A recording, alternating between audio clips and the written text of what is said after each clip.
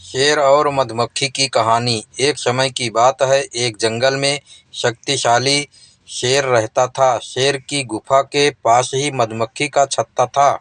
मधुमक्खियां अक्सर शेर की गुफा के पास चली जाती थी और फूलों का रस लेकर वापस अपने छत में आ जाती थी। शेर को मधुमक्खियों की इस प्रकार अपनी गुफा के पास आना पसंद नहीं था। एक दिन मधुमक्खियों की रानी शेर की गुफा के पास आ गई। मधुमक्खियों की रानी आकार में साधारण मक्खियों से थोड़ी सी बड़ी थी।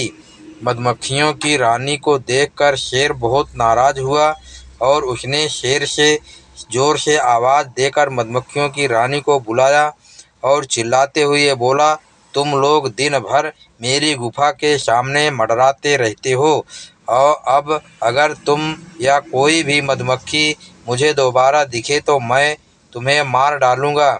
शेर की बात सुनकर मधुमक्खियों की रानी बोली, शेर महाराज, मैं मधुमक्खियों की रानी हूँ। हम तो जंगल के फूलों का रस लेने आते हैं और फूलों का रस ले जाकर शहद बनाते हैं। इन फूलों पर तो सभी का हक है। मधुमक्खियों की रानी की बात सुनकर शेर और नाराज हो गया और बोला, अरे तुम तो एक छत्ते में रहने वाली कुछ मधुमक्खियों की रानी हो और मैं इस पूरे जंगल का राजा हूँ। तुम जब भी आती हो तो मुझे प्रणाम किया करो, अन्यथा मैं तुम्हें मसल कर रख दूंगा। शेर की इस तरह की बातें सुनकर मधुमक्खियों की रानी अपने आप को अपमानित महसूस कर रही थी और अपने छत्ते में जाकर दूसरी मधुमक्खियों की पूरी बात बतलाई।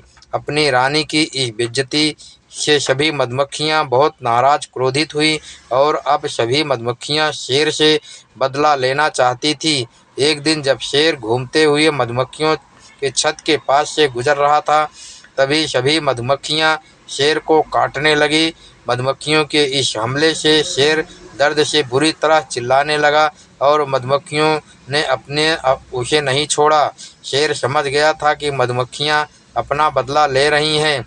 अब वह किसी भी तरह अपनी जान बचाना चाहता था। शेर वहां से भागता है, परंतु मधुमक्खियों ने उसका पीछा नहीं छोड़ा। शेर भागता भागता एक नदी में कूद जाता है। शेर के नदी में कूदने की बाद ही मधुमक्खियों ने उसका पीछा छोड़ा। इस तरह शेर ने पानी में कूदकर अपनी जान बचाई और मधुमक्खियों के इस डर से दोबारा अपनी गुफा में नहीं आया। शिक्षा है, शेर और मधुमक्खी की कहानी से हमें शिक्षा मिलती है। संगठन में बहुत शक्ति होती है। संगठन की शक्ति से छोटा जीव भी बड़े से बड़े जीव को भी हरा सकता है। दोस्तों, कहानी अच्छी लगे तो लाइक